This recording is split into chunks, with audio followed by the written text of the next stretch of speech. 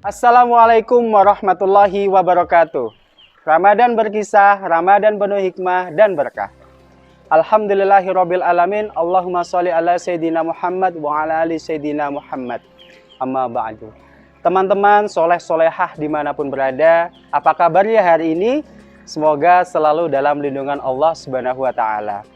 Alhamdulillah kita sampai lagi di bulan Ramadan yang penuh berkah ini. Kali ini Teacher Taufik akan menceritakan tentang salah satu tokoh Islam Nusantara. Siapa lagi kalau bukan Sunan Bonang. Teman-teman soleh solehah dimanapun berada, Sunan Bonang dianggap sebagai pencipta gending pertama dalam rangka menggemakan ajaran Islam di Pulau Jawa, tepatnya di pesisir utara Jawa Timur. Sunan Bonang adalah putra Raden Rahmat dari pernikahannya dengan Dewi Chandrawati dan merupakan saudara sepupu Sunan Kalijaga. Sunan Bonang terkenal dengan nama Raden Maulana Makhdum Ibrahim atau Raden Ibrahim. Makhdum adalah gelar yang biasa diberikan kepada seorang ulama besar di India, yang berarti orang yang dihormati. Teman-teman soleh solehah dimanapun berada, Sunan Bonang menuntut ilmu di negeri Pasai di Aceh. Lalu setelah menuntut ilmu, beliau kembali ke Tuban. Namun setelah Sunan Ampel wafat, pesantren yang ditinggalkan oleh Sunan Ampel tidak lagi mempunyai pemimpin.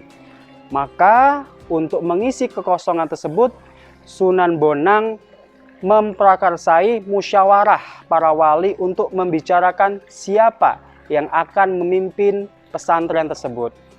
Hasil musyawarah memutuskan untuk mengangkat Raden Fatah menjadi pengganti almarhum Sunan Ampel.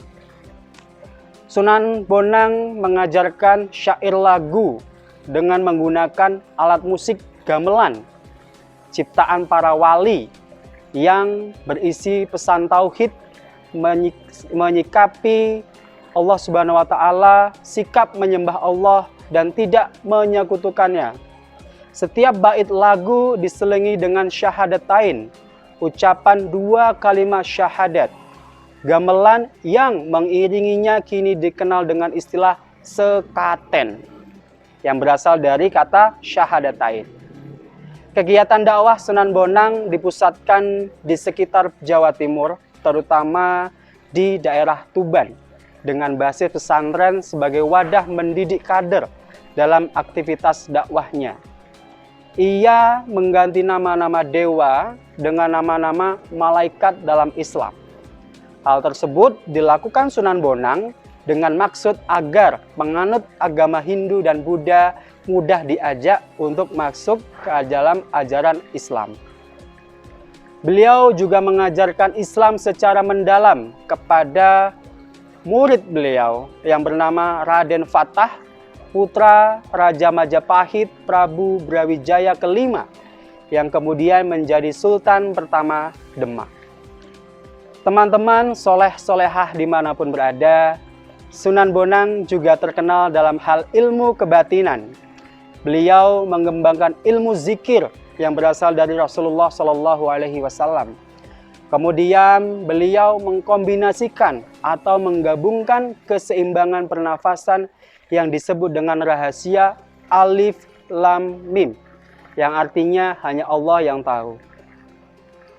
Teman-teman dimanapun berada, Sunan Bonang juga mengajarkan ilmu gerakan-gerakan fisik ataupun jurus yang beliau ambil dari seni bentuk huruf hijaiyah yang berjumlah 28.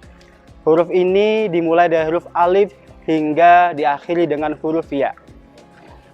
Sunan Bonang menggunakan alat musik gamelan untuk menarik simpati rakyat.